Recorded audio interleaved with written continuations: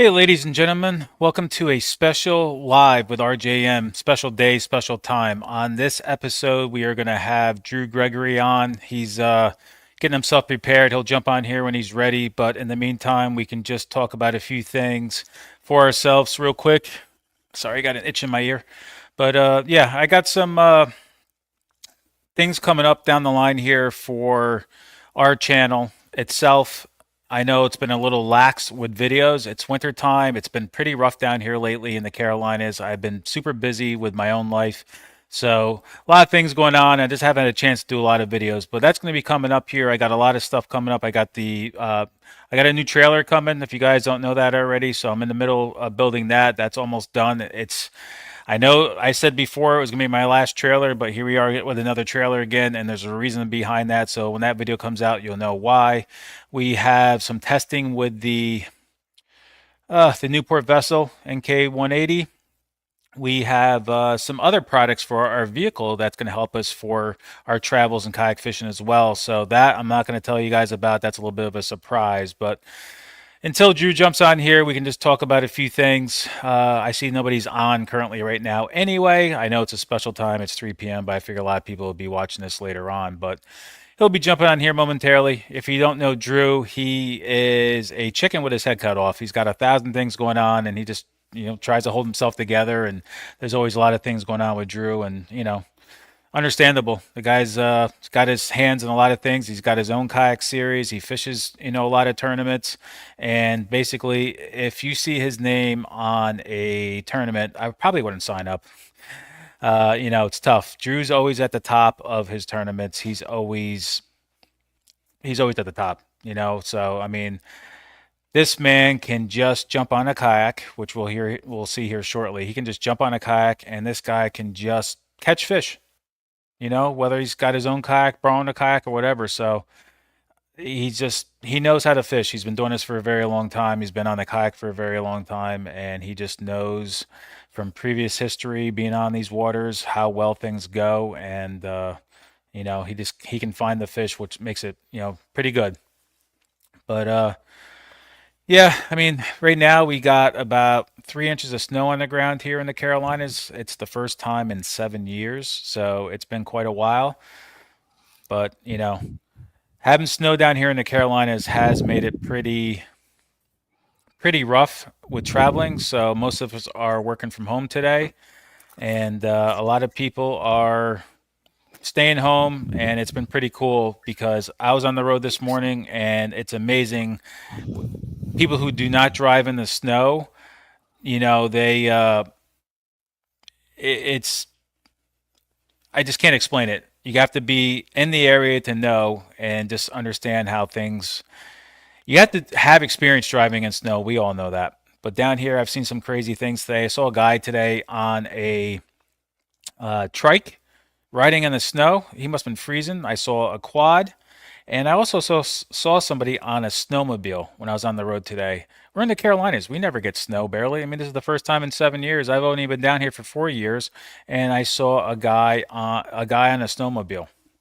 How's that possible? I mean, I guess he brought it with him. I don't know when he moved down here. But ourselves this year, we weren't going to do any tournaments, and I haven't really been paying attention to the tournament scene this year because I wasn't going to do any tournaments. But a new series came out called the Team Kayak Series. So somebody asked me if I could be their teammate, basically. So I said yes, I'll do that. So I haven't been really paying attention. I didn't even know the first Bassmaster kayak tournament was going to happen here in January because I haven't really been paying attention. So only way I find out things basically is if I have time and I'm scrolling through Instagram or Facebook, a few times a day, and I see somebody else's post. That's the only reason why I knew Drew was actually going to Lake Havasu. And it was the funny thing is before he went out there and I knew he was going to go out there. I shot him a text, say, good luck, go get first place. And he's like, oh, I'll do my best. I says, dude, don't come back without the first place trophy.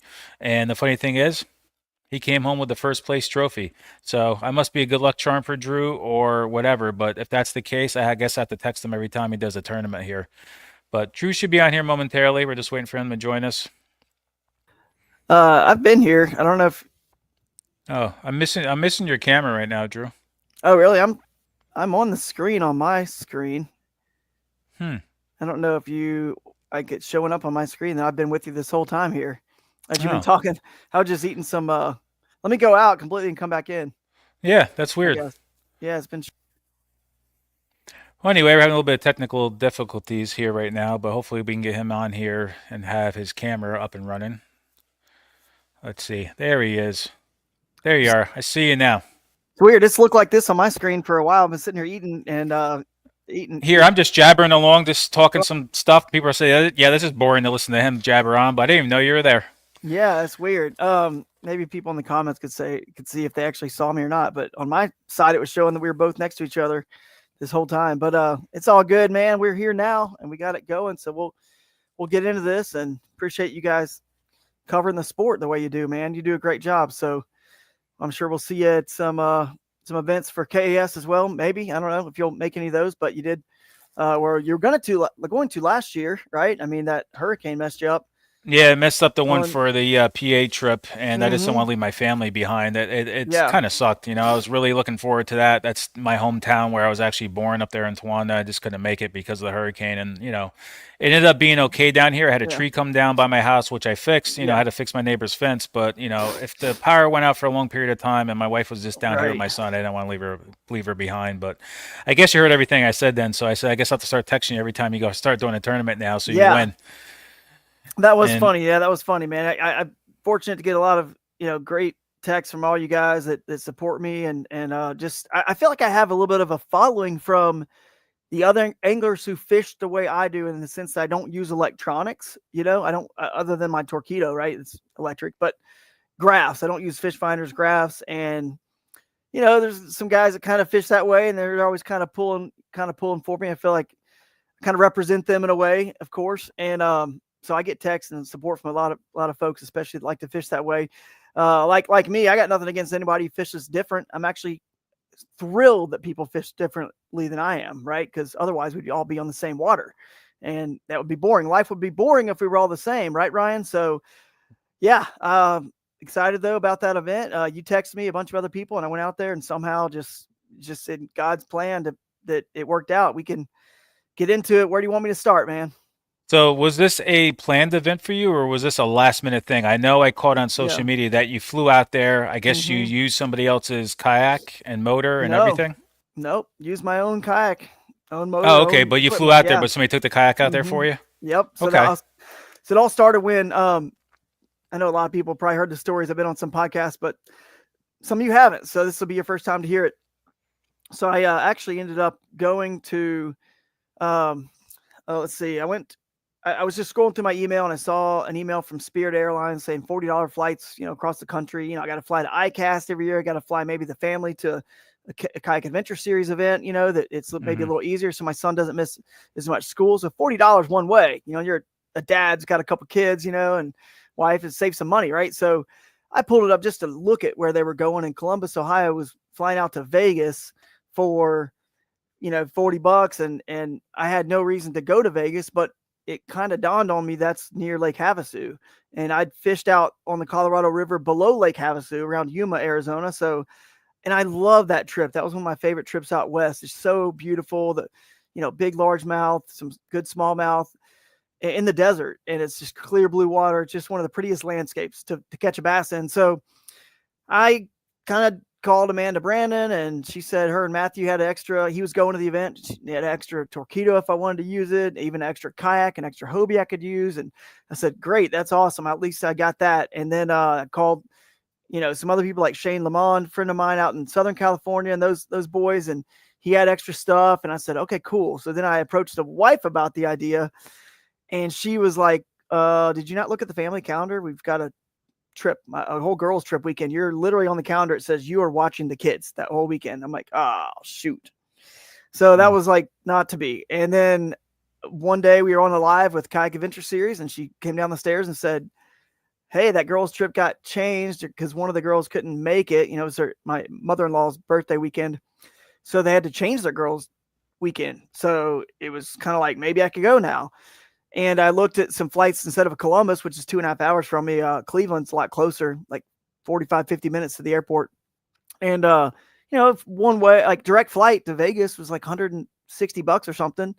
So I was like, that's nothing, because Orlando, Vegas, those places, you get pretty cheap flights out of Frontier Airlines. So ended up booking it. And from that point on, when I knew I was going, I started working on seeing if I could get my own kayak there. So talked to the tournament director, Steve Owens, who's doing a great job with Bassmaster Kayak Series. And, just like with KAS, I help any angler get anything they might need to come fish this event. If they need something, extra paddle, life jacket, whatever, catch board, you name it.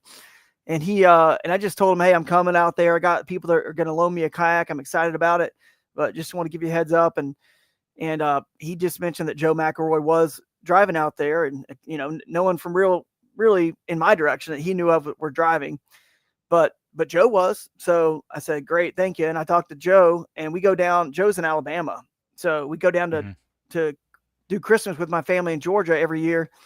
And I said, well, hey Joe, if I get this kayak to you, do you think you could drive it, out there for me? You got room for it? He said, of course, man.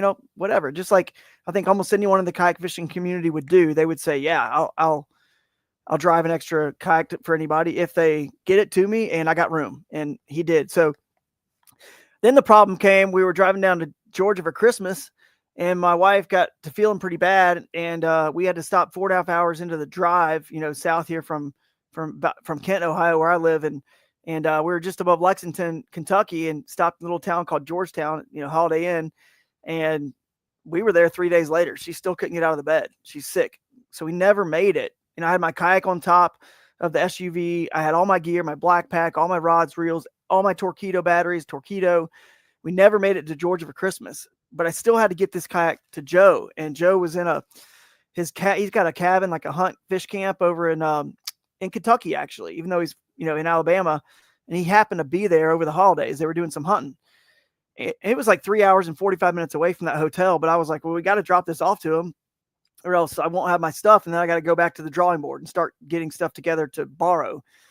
So I took my daughter with me and put her in the car seat, and we drove, left my son at the hotel with my wife, and we drove all the way to meet Joe right there on the Cumberland River below Lake Barkley, and dropped it off with them, sat down, hung out for, 20, 30 minutes, and then just drove right back to the hotel and tried to keep taking care of the family to get everyone better.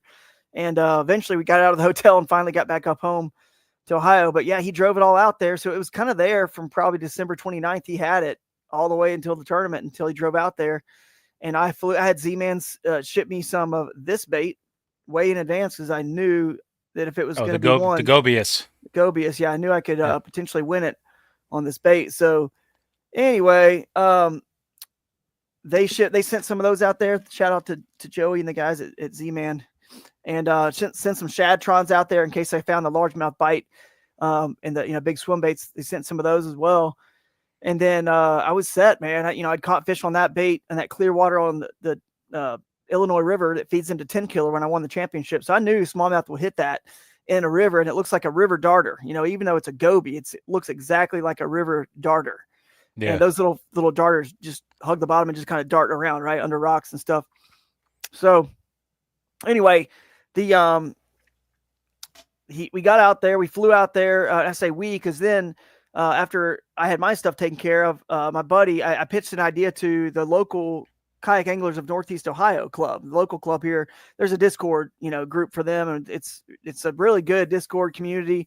A lot of anglers here in Northeast Ohio. Good fisheries up here in Northeast Ohio for bass, actually. And I don't get to fish as many of those as I want, but I'm very plugged into the local community and the guys, and through the Discord, and a couple times a year I see them. Might fish one event. We got some get together. So I just said, hey, anybody want to go fly to Arizona and fish this tournament with me? And Jake Cook took me up on the offer. So buddy Jake Cook said, yeah, I'll go. So we flew out there together. It was a lot of fun having someone to tag along with me. And he just said, hey man, I'll go out there. I've never fished a national event before. Kind of learning a lot of the stuff. And he's a good angler, but he hasn't really fished a ton of, tournaments and especially not a national level. Right. So this is his first one. He goes, I just want to learn from you and see how you approach it. You've obviously done it before with some success. So to me, to him, it was the value of just kind of being next to me. And I was like, hey man, I'll teach you whatever I can, and so we went out there, and had such a good time. We got he rented a rental truck for us. We had a Dodge Ram, and we drove to got our flight left at like 7. We got in around 9 Pacific time. So we finally, which is we were on Mountain Time over there on the Lake Havasu. So it was probably got in around 10 p.m. and rented a truck and then drove the 2.5 hours. Probably got to sleep around 3:30 when we got into our Airbnb that the guys from SoCal that I was staying with had there for us.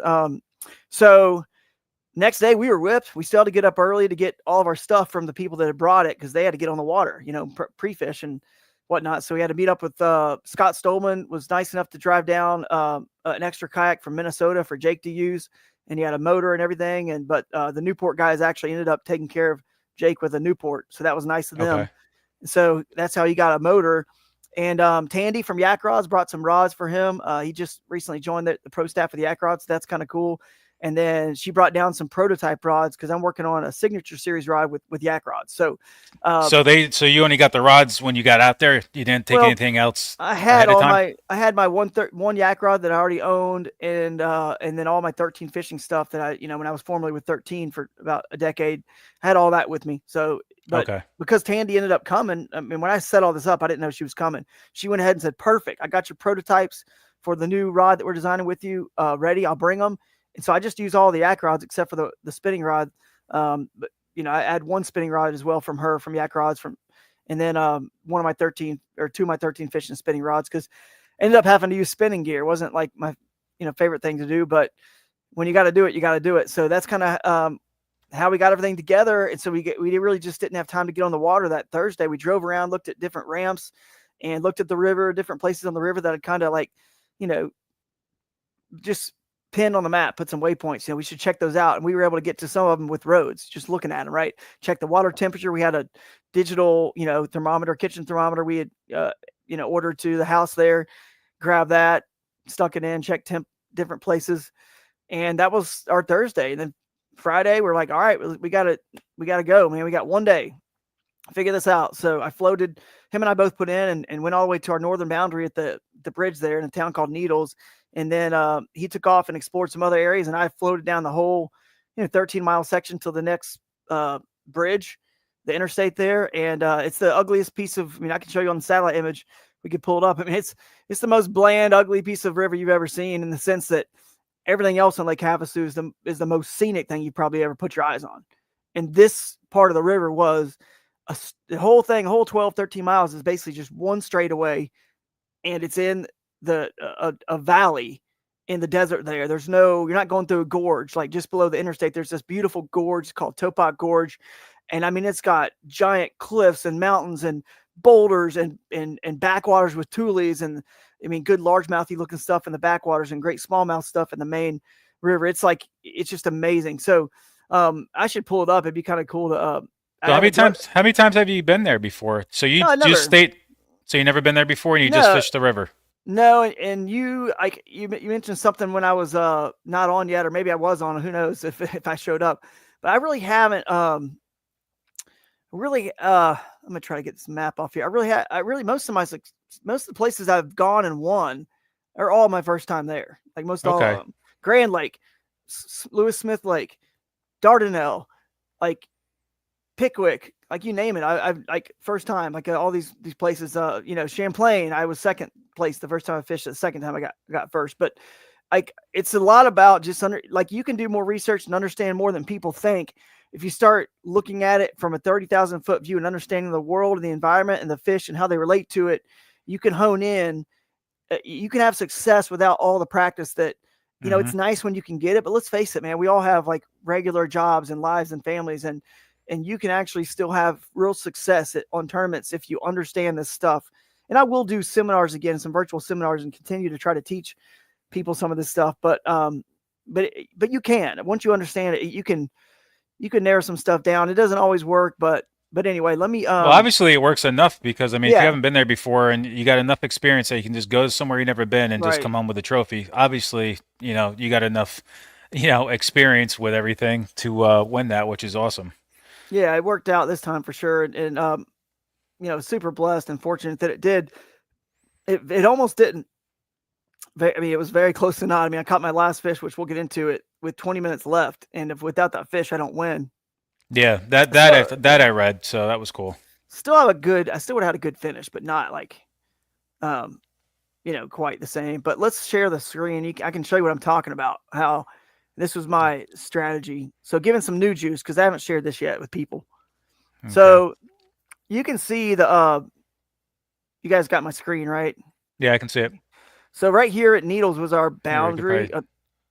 Yeah, probably put you full screen there full so we can screen. see it better. Yeah. Needles was our boundary. You couldn't go past this bridge right here. This is the first boat launch we could use. Was like think right here somewhere. So this whole section of river is pretty. I mean, it's a little bit of a bend right there, but it's pretty straight. See that? It's Yeah. just kind of blah. And then once you get to the gorge, once you get to below the interstate, you're entering this Topak gorge. You can see the topography really changes. There's some mountains, and especially once you get to here, it narrows down and the actual cuts through the true mountains, right? And you've got the National Wildlife Refuge there for Havasu. You got a lot more contours and bends, and just if you start, I'll zoom in here in a minute. You'll see you've got like lots of backwaters like these little lakes and all these Mm-hmm. backwaters you can get into when the water level is up enough. There's just a lot of backwaters with tules, just which are basically what they call reeds out there.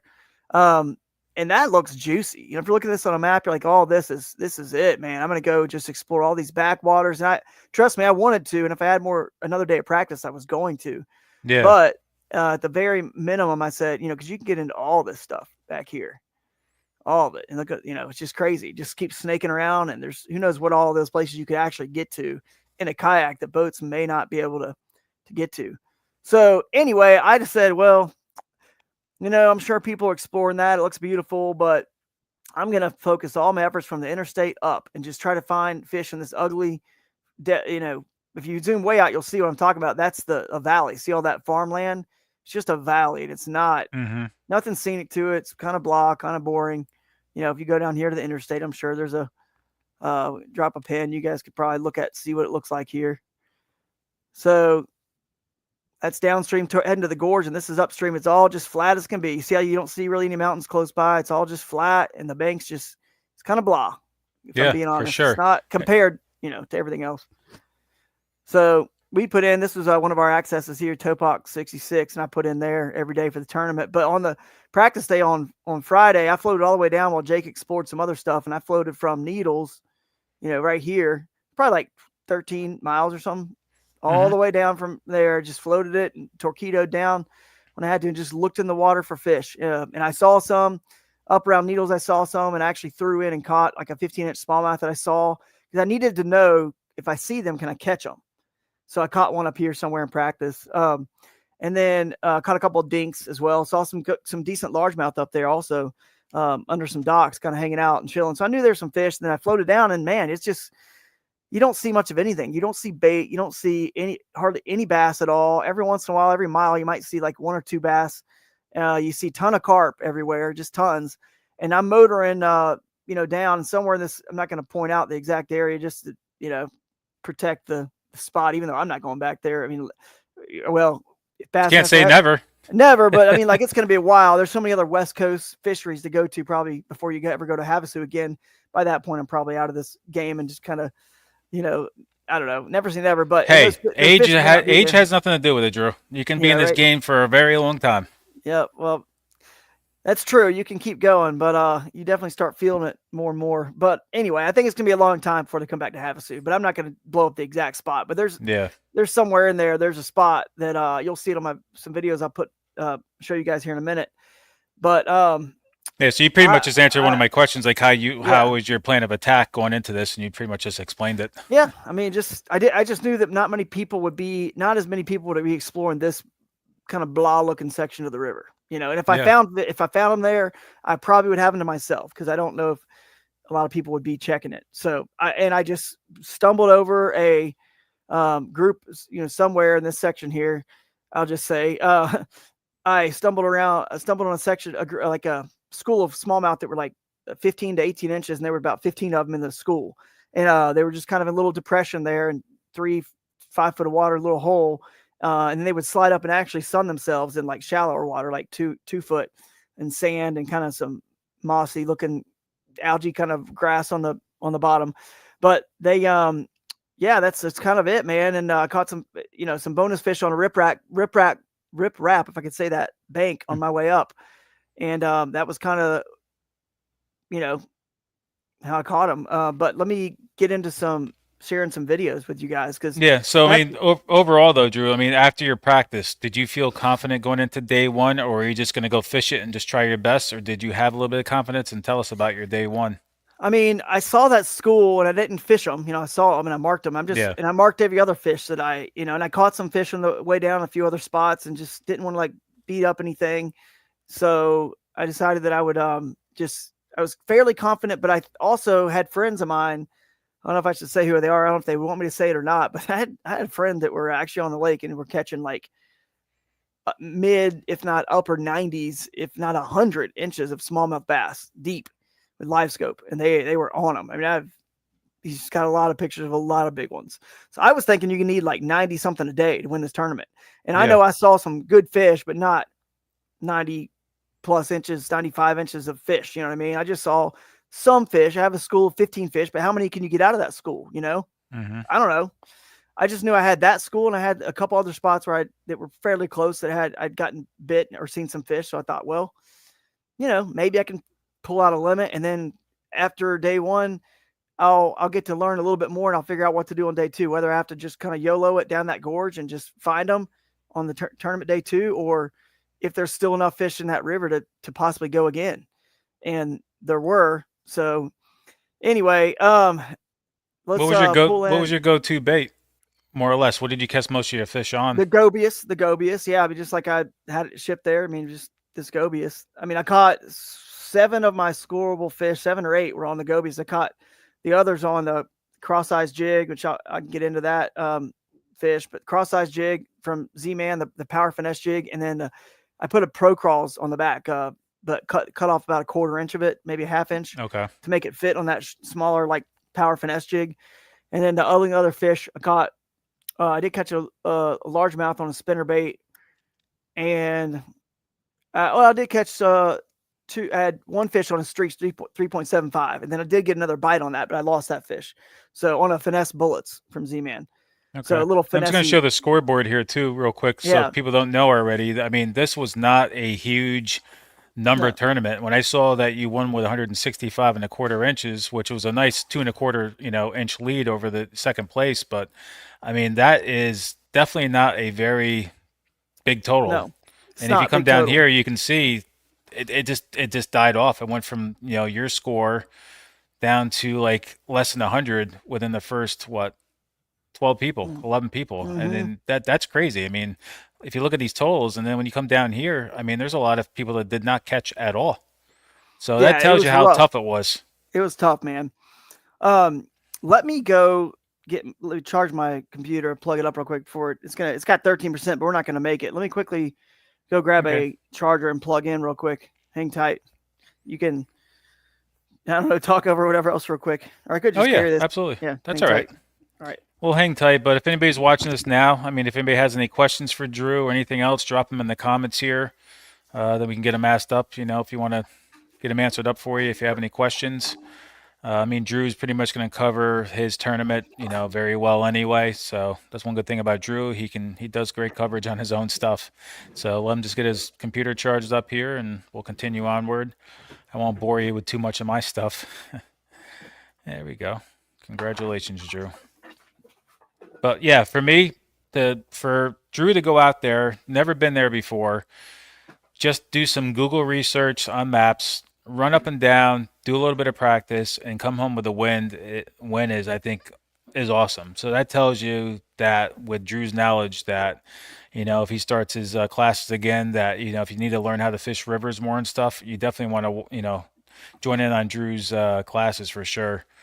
I should probably do it myself because I got to start spending more time myself on rivers. I definitely want to make that one of my newer things that I want to do. I definitely need to get more into the rivers. We don't have many around here that much. I mean, I got the river on the Georgia and uh, South Carolina border, but I don't know. I got to spend more times in the river. Really, where I'm down here now, I've just been concentrating a lot on saltwater more than fresh right now. But I have to get back into that freshwater feel. scene again and get ready for some fishing this year. All right, we're good. Thanks, Tyler, because I have a brain fart. The Savannah River, yeah, I should spend some more time on that river. We're good. Oh, Savannah's great. Well, a guy I know, when I was What? doing some judging in the past, I mean, he just dominates the bass on Savannah River. So So, pretty, man. Yeah, yeah. Tyler knows it real well. Um, and he's fished it before a few times for sure. hmm Let's see. Why'd you guys bring up Savannah River, by the way? What was that all about? because while you're getting your computer ready, charged up, I said I have to start spending some more time on rivers myself. And I was talking about you going to some place that you've never been Okay. before with your knowledge of rivers. I said maybe I should start watching some of your classes because I need to start spending some more time on rivers Mm-hmm. and changing up my thing because I'm either lakes or I'm saltwater. I don't spend much time on rivers, and I should because I know, Yeah. growing up in, on the Susquehanna, that it's absolutely beautiful, and Yeah. you see a lot more cooler things and a lot more wildlife Right. on rivers than you do lakes. So Yeah. it probably Yeah. make Yeah. make for better, video content too. Oh, for sure. For sure. A little bit. It's like not the same thing every time. The same point, the same dock, the same Yep. house. It's like you're always going. I mean, if you go to a new section of river, at least, and even if it is the same, it changes. The Savannah. The reason I was mentioning that there's an article out there somewhere on the internet, you can find it, that Bassmaster is looking at Savannah, Georgia for the Bassmaster Classic for the next one. And so Okay. it's for 20, the next one or the next one. So the 2026, the one that, it's about to be announced, I'm sure fairly soon. They're going to have to get that announced fairly soon. So that would be really cool because that's a new fishery, a new place, and never, as far as I know, they've never been there. So, and then of course, where are they going to put the kayak anglers? Probably on Santee Cooper, if I had to hmm guess. So that'd be kind of cool. So anyway, we'll see if that ever comes to fruition, but it's out there. It's in the public. Somewhere, some Savannah newspaper posted it that their Bassmaster was looking into that. So that's kind of cool.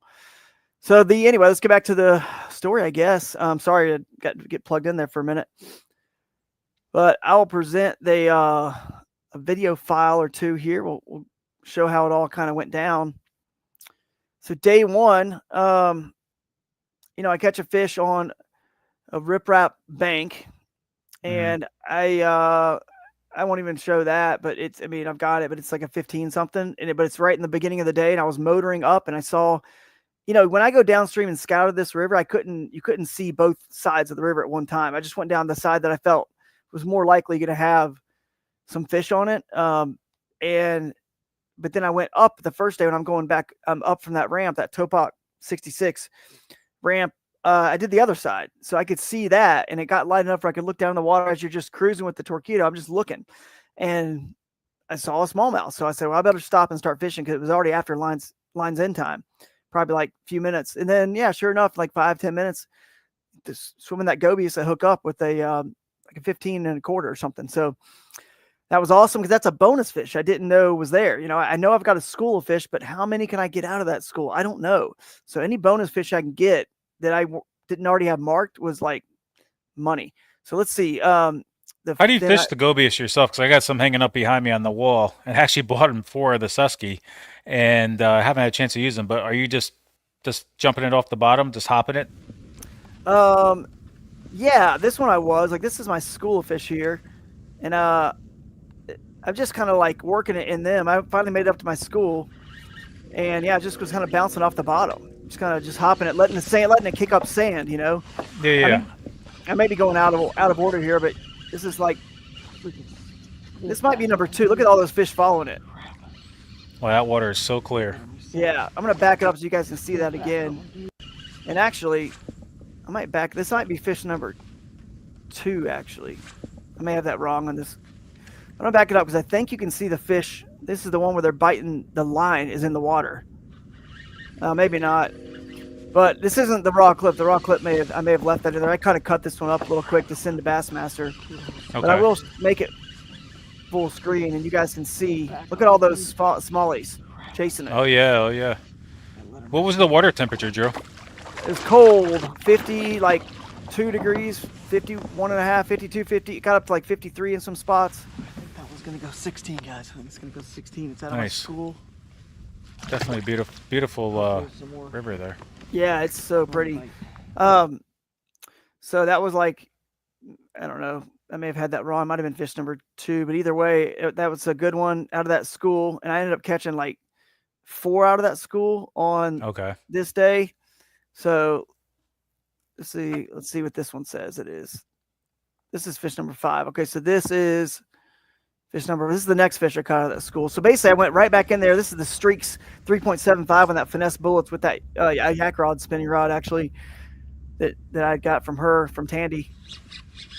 So I wanted to throw something different in. You know what I mean? The second time. Yeah, yeah. And you can tell they're not moving a lot of water from the dam upstream. It's low flow. You can see the water line up on the bank. They're not running generators. It's really hard to catch them when it's like this.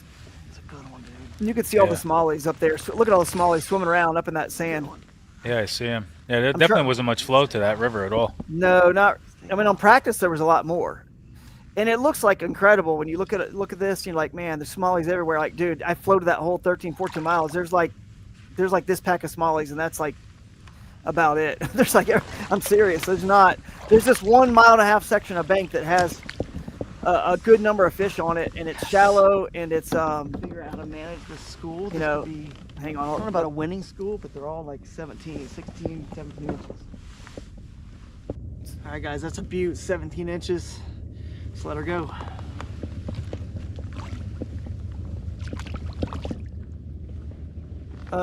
So even then, I didn't know that was like a winning. These were like going to be winning fish. I still thought mid 90s or something or low 90s was going to be needed both days, just because I know it lives in that lake. And the lake record was caught while we were there in our practice period. It was an 11 or 12 pounder. It was caught on a white swim jig, largemouth. But I knew that dam was upstream. I knew there was a thermocline in Lake Mojave, and it creates an artificial. Well, it's not. Yeah, I guess it is kind of artificial cold water fishery. They stock trout there, so that's like 25, 30 miles upstream. But that's still the water coming out at 55 degrees, probably, I assume. I mean, I assume it's coming out warmer than, because there's a thermocline, right? So I assume it's coming warmer than the lake was, the temperature of the lake, which is like 50, 51. I'm sure in some backwaters, they found some people down there found 52-degree water too. But the river was like, if you go on the Omnia app and you look at the water temperatures, you can see the river is a couple degrees warmer than the lake. And I think it has to do with the water coming out of the next dam a little warmer to begin with. But if it was in the summer, it'd still be coming out the same, like 55 degrees. And that's how trout live there, year round, could live there for the first however many miles until it finally warms up, right, to where they can't survive. So in the winter, there's a few months where the lake is getting colder than the river, which is the opposite of what would normally happen on, because normally the lakes would be a little bit warmer, like in winter or spring. So especially backwaters that get more sun, that are calm and still and murky, and you got a clear water river that's going to be colder usually. But I knew that might not be the case here. So, and it wasn't. Apparently there was if you go in the Omnia app and toggle, if you got Omnia Pro, you toggle to temperature, and the river's warmer by 2-3 degrees. So not that that's a big deal, but it could be when it's so cold and you're dealing with a cold-blooded animal, So yeah, so you finessed the whole time, basically just a little bit slower moving bait, or did you throw any spinner baits or anything, or just jig and gobius? Just that, there was just really just the gobius and that finesse bullets with that Streak 3.75, but mainly the gobius. But I swam it along the bank in that area, which when there were some fish on the bank too. And it just blind casting at them because I marked them on the way down. But the bank fish, you just never know where they're going to be. You just know they're on that bank. The fish in the school were literally all in that school, and they just lived there together in the middle there, not like middle, but you can see it's not on the bank. So this is like my 5th one out of the on the day, and this is out of the school. It's my last one, my 4th fish I caught out of the school in day 1, and that's all I was able to get to eat. But I did leave them though after that because I knew that was a big deal, because I uploaded and around 10:30 and I was in first place by quite a bit. And I was like, oh, wow, this is a limit's going to go a lot longer way than I even realized. See, there's a bunch of smallies. Look at those smallies following it. Boom, boom, boom. Like through 3, 4, 5, just chasing it. They're all following them, dude. Come on. Yeah, that's I was not happy. Yeah, I wasn't happy about them all following it because I don't want to break up the school, Yeah. So anyway, I kind of left the school alone after I got my 5th. And went exploring. I actually went down and explored the gorge some that day. Went 5 miles down, explored the gorge, and came back up. just to see if it was any good. Gobius. Right in the face. Number 5. Decent limit too. 17 and a half. That was my biggest fish on day 1. So there you go. I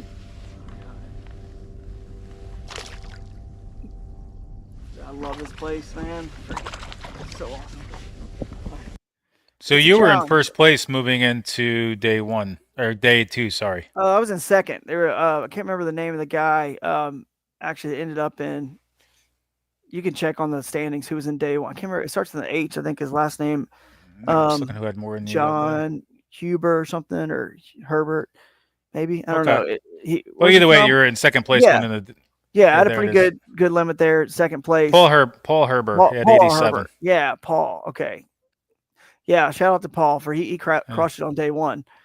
So But you were fishing against you were basically fishing against everybody who was already out there. I mean, it's nothing but California, Arizona. I mean, there's only a few people from, you could say, mid to east side of the United States that actually flew out there or drove out there to do it. So that's pretty good. Mostly California and Arizona. There was some Utah but there was certainly, like you said, peppered into. There was lots of other states represented in the middle of the country and even east that came, but it was only like 1 or 2 people from those states. And then I kind of just kept going up the bank, and there's some sort of like sand dredge backwater that's right there, and there has a little bit of a milky kind of color to it. You can't really tell, but it's a little bit more stained here than it was. And if you went up further, you'd see there's actually like a mud line of that milky kind of color a lot, because the water's not moving and there's no water flowing out of it. That's just like a, sand dredge little pond area. So you can see it better on day 2. There was water. They were actually running water at the generators, and more of that milky water was getting sucked into the river along that bank. But today, on this first day, it wasn't. But I see a fish right here on the point. When I snuck up and kind of like saw one hanging out on the point there in that murky, I caught a fish here in practice. So I knew this area could have one. So I quickly switched to the gobius. I was throwing the spinnerbait and the murky stuff. I throw it out there kind of in front of it, let it sink to the bottom, pick a wedgie, and then I'm just kind of shaking it. Whenever I saw them, I would just kind of pop it on the bottom like it's just, moving around, darting around under different rocks and stuff. And eventually she bites it. Like I say, you just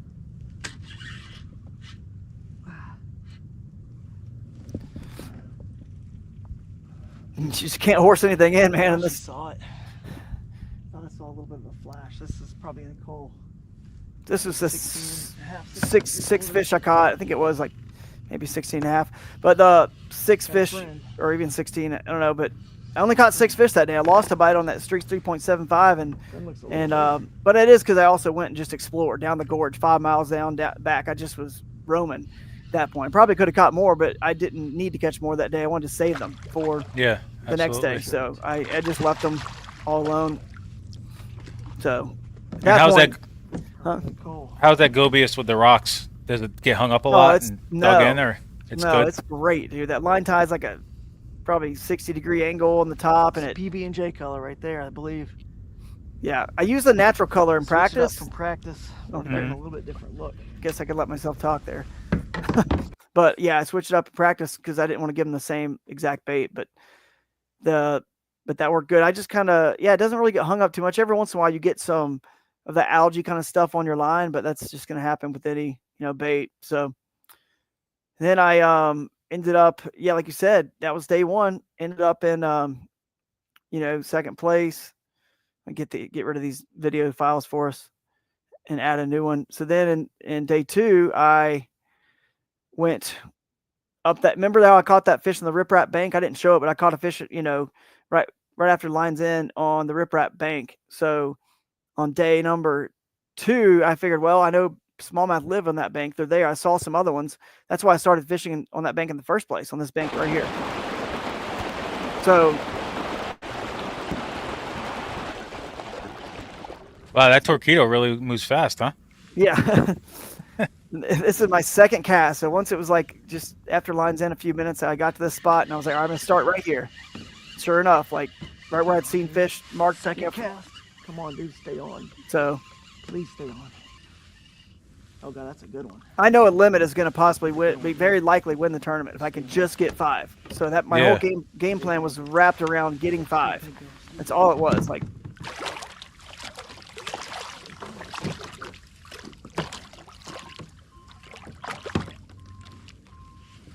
Gotcha. Freaking Nice. big one, ankle back. yeah, Oh, dude. big one for this tournament. 17 and 3/4. Jesus. Oh my lord. No way that just freaking happened. 17 and 3/4, guys. Literally my second cast. 17 and 3/4. That's a chunky one too. Unreal. Yeah. There we go. What was the air temperature when you guys started in the morning? It was cold, man. It was like 40 degrees Hmm. and real cold. But so that was one. Day 2, second fish. So I went up to my school. Didn't get bit at all on some of the other stuff that I was working up the bank where I knew some fish lived. I would run right over them. I'm like, dude, why didn't you bite my bait when I was throwing it? It's so frustrating. You're like, why? How am I seeing you guys? There's the wedgie pick again. Always got to do that when you stand up. And then That and flip flops, huh? In 40-degree weather. yeah, exactly. I did have flip flops on day 2. I actually maybe both days I stayed in flip flops. Yeah, I was surprised I got one out in the school because I'd already been fishing the school after this clip. I was fishing it with my TRD crawl. I was fishing it with like a little split shot rig with that 3.75, just darting back, looking like it was dying. I mean, I couldn't get them to bite it all out of the school. And they were moving a little bit of water, so the water's actually moving a little bit more today. Just like yesterday. And so that was frustrating, but somehow I picked the gobies back up and threw it. I was like, maybe they'll just eat this same thing again. And thankfully, one of them did. And this is the only fish I got out of the school on this day. I did lose one later in the day out of the school, which you'll see. I got a video of that, but that's the only one I caught out of the school that day. So at least I've got 2 now. And I caught a largemouth up in that stained water on a spinnerbait up in that cut, you know, that murky stuff again. And then I, if you look at that. There we go. Number 2. It's a nice 16-incher. Yeah. And then so I had 3. Then Jake, my buddy Jake, came by me. He was in that area too. He knew where I was going to be and was not going to, like, you know, fish any of my water because he knew I had a chance to win this thing, obviously. And so he was just kind of rolling by me and asking me how it's going, what's going on. And I hook up, you know, he's right there. And actually my GoPro wasn't running, but he got some of it with his cell phone, at least on that fish. I hook up and catch one. And then I ended up, let's see, holding it up to the camera so you guys can see it, I think. Yeah, here we go. This is the one. So I caught a 17 1/4 just randomly down that bank. And there was All right, just caught a 17 1/4, number 3. That was my 3rd. Sorry, GoPro wasn't running, but Jake got some of the fight with his, he was right next to me with his phone. So 17 1/4. Thank you, Jake, for getting some of that. Let's let her go. That was cool. Oh. Yeah, I forgot I had to. So that was that fish. And then it's like GoPro wasn't running, caught a largemouth up in that cut though. I was getting stressed. It's getting late, you know, and I wasn't. Yeah, I mean, it was definitely a grind. I mean, if you only, you know, caught your limit on day 2, that's definitely stressful. And it was, you know, to be out there for 8 hours. I mean, that's a grind to get. It took you all day to get 5. So, I mean, definitely stressful. So I'm trying to see when the next fish I got here. I got, so yeah, that was 4. Once I got the largemouth, you can see on my stringer, it was like 16 1/2. I got 4. Now I need 1 more. And then this is when it gets like, kind of like a heartbreak. Because this is right after I caught that fish. And so Jake's still right there on my side. We're sitting here, I'm zipping up this bank. And I get hooked up. And I think this is the winning fish. He pulls out the phone to film. And this was heartbreaking. Because it's 12. If I get this fish in now, I'm like going to the bank, chilling, having lunch, just taking it easy for a minute, relaxing, get a drink. I haven't had anything to eat or drink. I'm stressed, you know, about getting 5. Just like throw that. If I can get it, dude.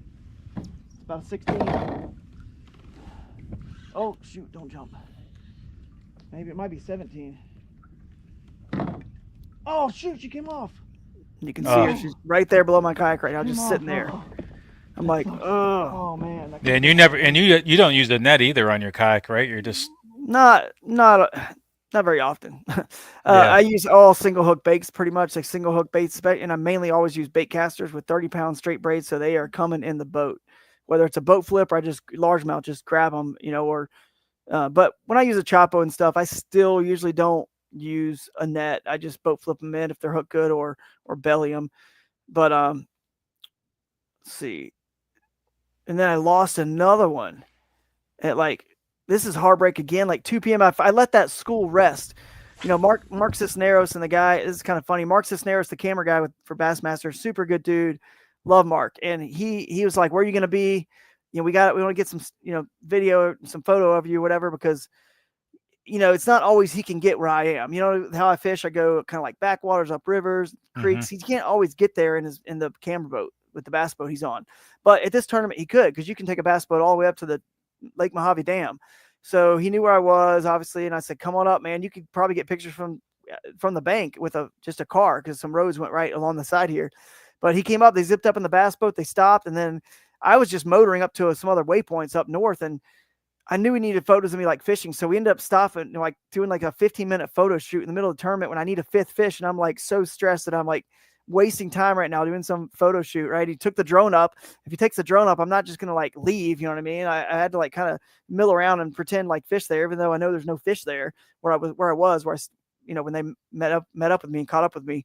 So that was stressful. So then, but the good news is I let this area down here with my school rest. You can see how the shade is much, longer shadows on the river. It's 2 something right now. Lines out was 3:30, and I get back to the school after letting it rest for that long. I said, I just need one more freaking fish to bite out of the school. Please, God. And I did get bit here, and then let's see what happens. I'm shaking it. See, I'm just shaking it and working it in the sand, just kind of letting it stir up the sand. Yeah. I know that they're there, and if I could just get them fired up, or one fish to try to go after it, then the competition factor, they'll eat it, get a few of them interested. So you were running a spinning reel most of the time, huh? Yeah. I caught 2 fish on a bait caster. I mean, in practice I caught a few more, but mostly just spinning reel. So I'm just shaking it, and all of a sudden I got one to bite. And I'm like, yes. Stay on. Oh yeah, stay on, please. Oh no. God, Comes no. off. No, not again. Yeah. I right now I'd be so I would be heartbroken for sure. It's easy to spin out at that point, Yeah. Very easy just to totally spin out. But I'll show you I was so stressed and my battery died, but I'm going to show you that when I did have enough battery just to get me holding up that last fish, so you kind of can see. So I go up back to that stained area, that little stained where that stained water was coming in, that milky water, and I'd gotten a fish there in practice. I got a fish there on day 1, that smallmouth that I showed. I got a fish there earlier this day, that largemouth on that spinnerbait. So I was like, I'm just going to go back to that cut. I need one more fish of any size. Can I please, God, get one? It's 3:11 p.m. and I caught this little guy on a cross-eyed jig, straight braid, and that you can see that stained water. All right, guys, this is the biggest, smallest right fish I've ever caught in my life. 14 1/4, I believe. Maybe the winning fish. We'll see, but it's 5 for me. Can you see the mud line, the milky water compared to that clear water by the buoy there? Yeah. I mean, it just changes instantly from clear to stained. Exactly. Look how, as you can see, it's like a milky. So anyway, I just went straight braid. I was like, if I get bit, I'm not messing around with these spinning reels anymore with this, the gobius and that. I'm just going to hammer on some fish. If I get one more bite in this tournament, it's going to be on that. And I just boat flipped her right in, just lifted her in, and was very thankful to I kind of broke down after that, because, man, it's hard to win a tournament, dude. I know people are like, dude, you've won a lot of tournaments and this must feel like, no big deal. It's like, no, it is so hard. All the effort, the mental energy I've spent studying that river, pulling the strategy off. I mean, it was a lot. Getting all my gear there, having to deal with the situation at the hotel. You know what I mean? When my wife was sick and we were stuck there, and I was like, am I even going to get my gear to Joe to even make this trip? Or am I going to have to borrow stuff? And it just was so much, that went into it. And because it's all winter long, you're thinking about it. It's your first tournament. So it's all you got to kind of focus on, right? The next one. And then I knew this would, I've always had a little personal goal. Once I've, won some tournaments and started kind of keeping stats and stuff, I was like, man, can I get to 10? Can I ever get to 10? I had 9 national wins. Could I get to 10? And I knew that if I won that tournament and that was that fish, that would have been my 10th. And I was like, just kind of came over with emotion from leaving my wife, who was not feeling well, and with the kids. And, I miss them, even though it was a kind of a short trip for me. I miss them to death, and I know that she's here. It sucks to be sick and trying to take care of the kids, and everything's kind of a mess back home, but it's no fault to her. She was just sick, and I kind of had to go and do this. So it's kind of what I do for a living. Obviously, is design the kayaks with Crescent. I work with my sponsors on different things. I got some baits I've been working on with Z-Man. Got rods. This is like, so she knows I'm not just going to go just because I want to go have some guys trip. You know what I mean? It's like, Yeah. I kind of need to go do this, and I knew it'd be a fun, cool adventures to share, no matter what the result. But the fact that it was such a grind, I was so stressed from the day, never ate or drank anything, just wanted to get that fifth and relax. And then it actually happened with 20 minutes to spare. I was just so come over with emotion, that I just was like kind of crying, talking to my wife that I can't believe it happened. I caught it. I can't believe it. I don't know if it's really the winning fish at that point, but I'm pretty sure it was, because I could see that, I was in like maybe third place when the leaderboard went off and I didn't even have a fifth. So anyway, it turns out it was, and just can't thank everybody who helped make this possible, like enough. I can't thank them enough. So I'll never forget this one. I mean, I was able to fly out there and then fly back holding the blue trophy on the plane. And it was really cool. The pilot or the flight attendant announced that, when we landed, congratulations to Drew Gregory on winning the Bassmaster Kayak Series, beating 110 other anglers. And I was like, man, they really got their facts straight on that. How did they know that? And Jake was sitting in the back row. We wanted to get seats together, but Frontier, you got to pay extra. So we just kind of risked it, hoping that we could sit together, and we were able to on the way out, but not on the way back. And he had a seat in the very back by the flight attendants, the lavatories and the flight attendants in the very, very back. And one of the guys said, hey, so what's up with that guy you came walking in the plane with, who's carrying that trophy? What's that for?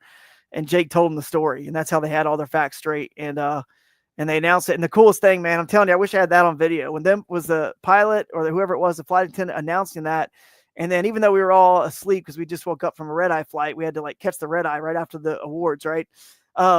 They all, half the plane like was cheering, like clapping. That was really cool. Like, so it just kind of all came over with a little bit of emotion on this whole trip. It's been pretty exciting. So yeah, and I mean, I recently just said on a video, about that, with tournament fishing, it was just like me just out fishing, and I just kind of threw that in there, and I says, yeah.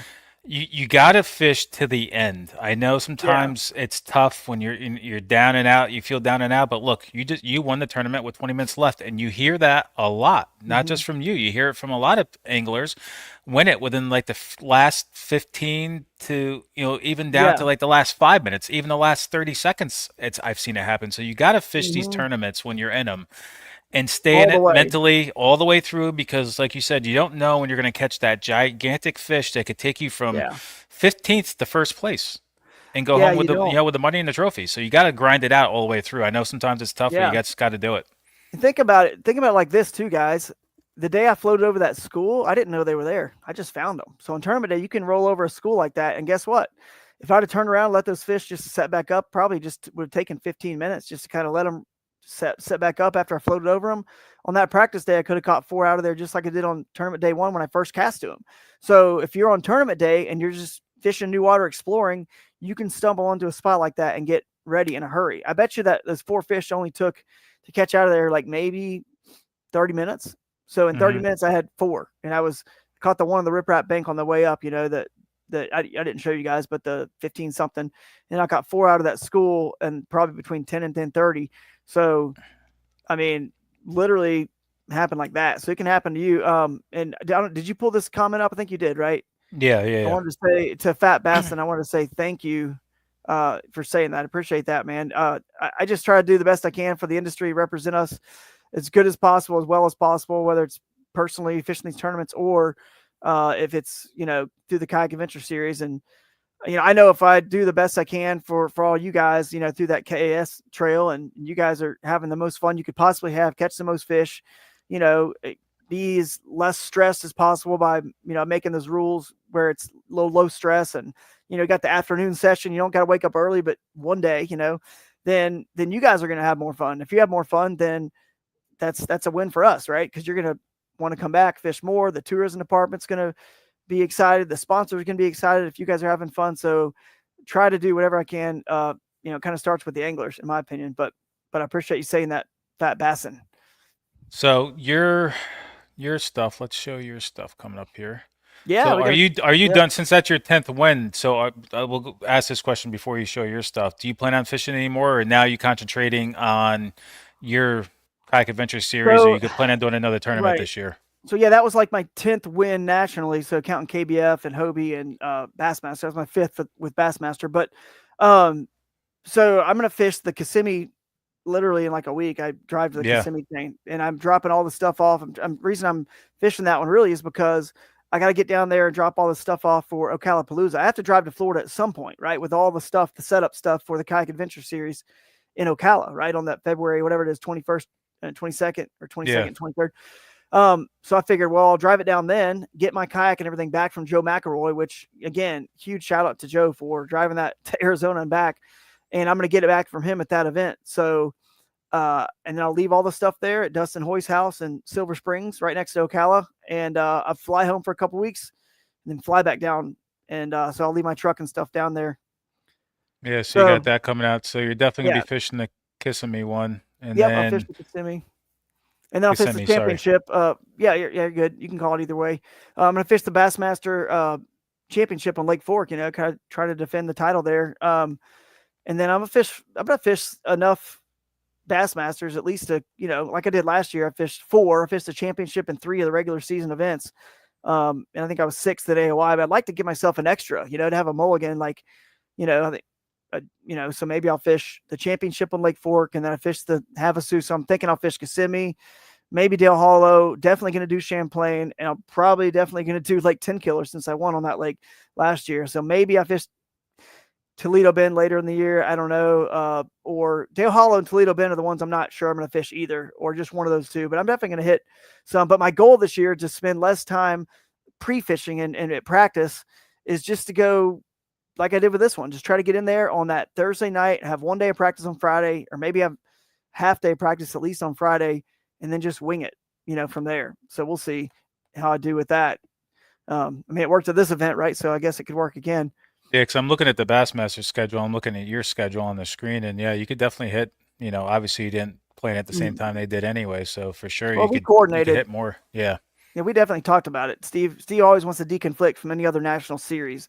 So we talked about it, and I just let him know when my dates were. And obviously, if it couldn't work out with his tourism contacts, then it is what it is. But it was able to be worked out, so it did. But yeah, our schedule is looking like that. Yeah, Ocalapalooza, February 21st and 22nd. Then you got the Paris Reel Fest on March 23rd. That is a one-day shootout. So the reason we're doing that is because the Bassmaster Classic is, right there that weekend. That's actually the Bassmaster Classic Sunday. And when we're at the theater for our awards on that Sunday night for our one-day shootout, we're going to put the Bassmaster Classic weigh-in on the screen so we can all watch it together. You know what I mean? That's a cool moment to see the Classic, champion crown.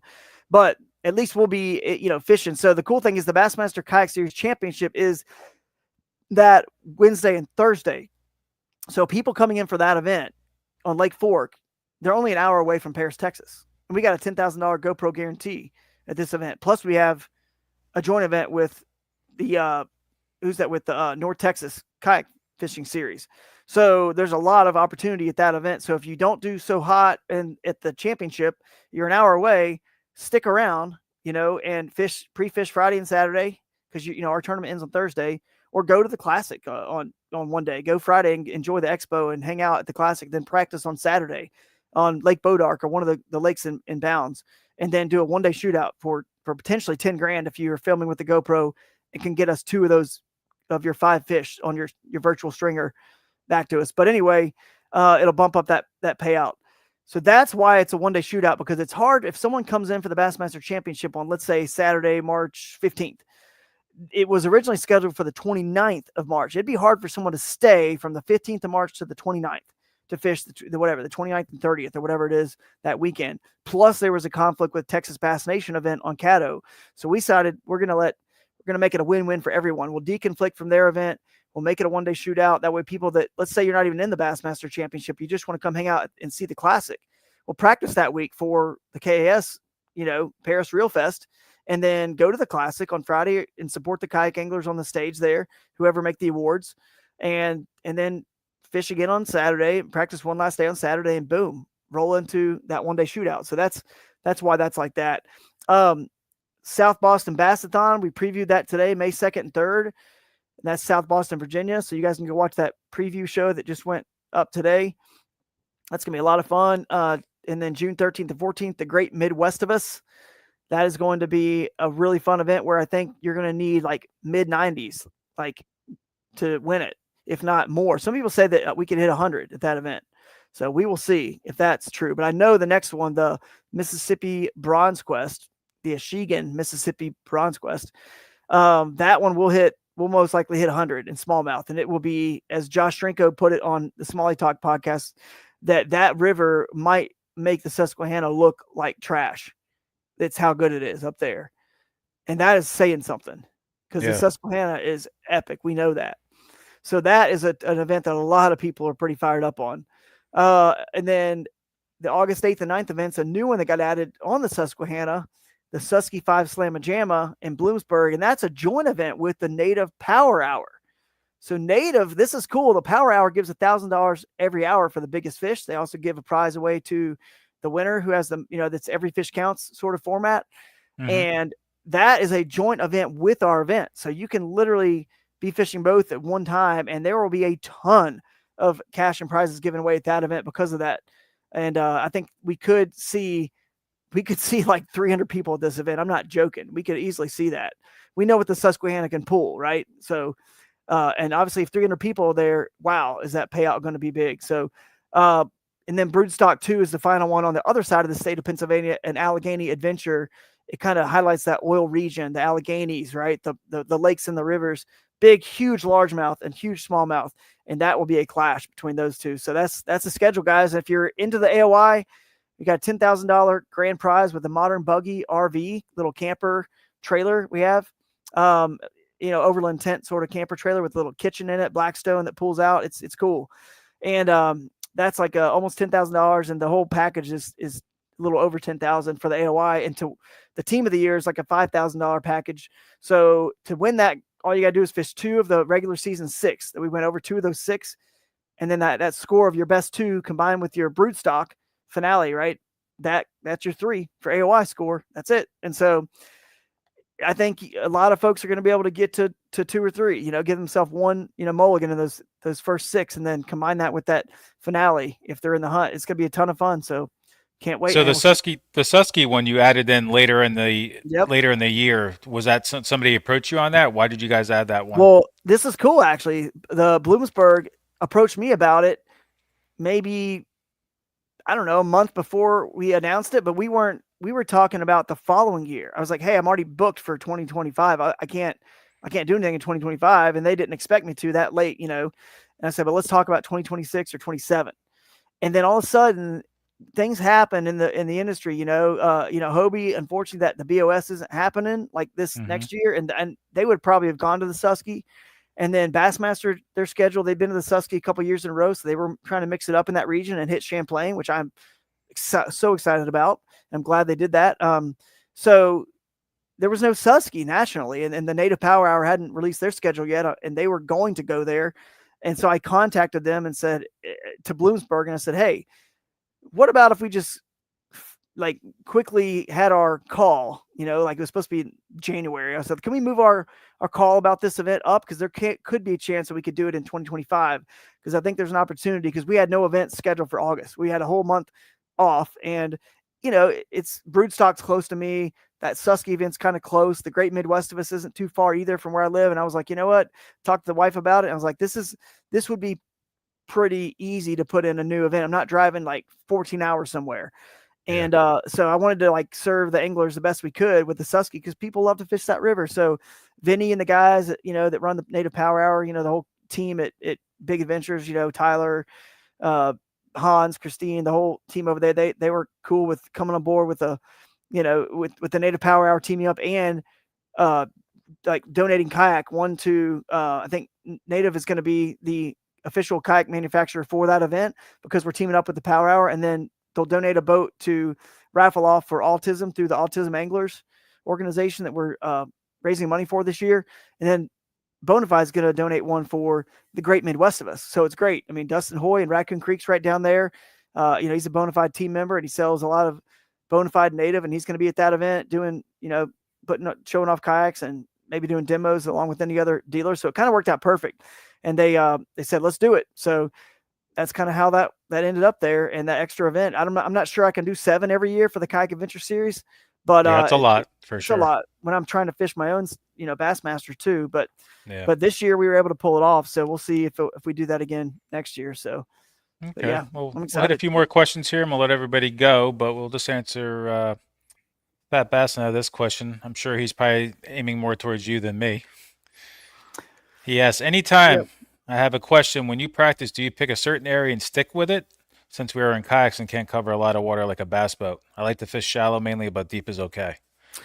Yeah, I mean, so I kind of know my style and the baits I like to use and whatnot. So there's a specific like water color. There's a specific, depth. There's very specific stuff that they work good in, right? Like current, like a river, a creek, for example. If I can get to a river, a creek, I know those things really well. So it's easy for me to eliminate a good majority of any fishery because I just know where my strengths are and I'm just going to stick to it. I'm not going to try to be somebody else and go, the guys at the house, I should like airdrop this to us. That'd be hilarious. But the guys at the house actually took a picture of me when I was rigging up I actually got to run here in a second. I got a Bassmaster interview I forgot about at 4:15. But anyway, they were like, took a picture of me rigging up a drop shot. Actually, Shane Lamont helped me rig it up because it's been so long since I've tied one. And I was like looking down and depressed. I was like, ugh. And they took a picture of me and I was like so reluctantly getting a drop shot just in case I needed it. But anyway, to answer your question, like I just stick to who I am and what I do. And that eliminates a lot of water for me. So in practice, I usually, if you have 2 or 3 days, which is ideal or more, I put waypoints in all the different places, right? And that I want to explore. And I drive around and I look at all the bridges. Like that first day, Jake and I drove and just looked at water, looked at ramps. I want to drive and see all the creeks and rivers, the backwaters, see different clarity, see what structure and vegetation might be there and how healthy that river or creek or that backwater looks. And then I kind of know from experience which ones, if you see fish and bait fish in the water, that's good, obviously. And fish eating birds on the bank and things like that, you can pick up some context clues. And then I kind of focus on, which one after I've driven around and seen it all, kind of focus my time and practice on just hitting the ones that look the most promising. And then if I still have no success, then the first day of the tournament becomes my third day of practice or whatever have you, second day or third day or fourth day. I'm just winging it because I know I'm going to find them somewhere in that kind of stuff.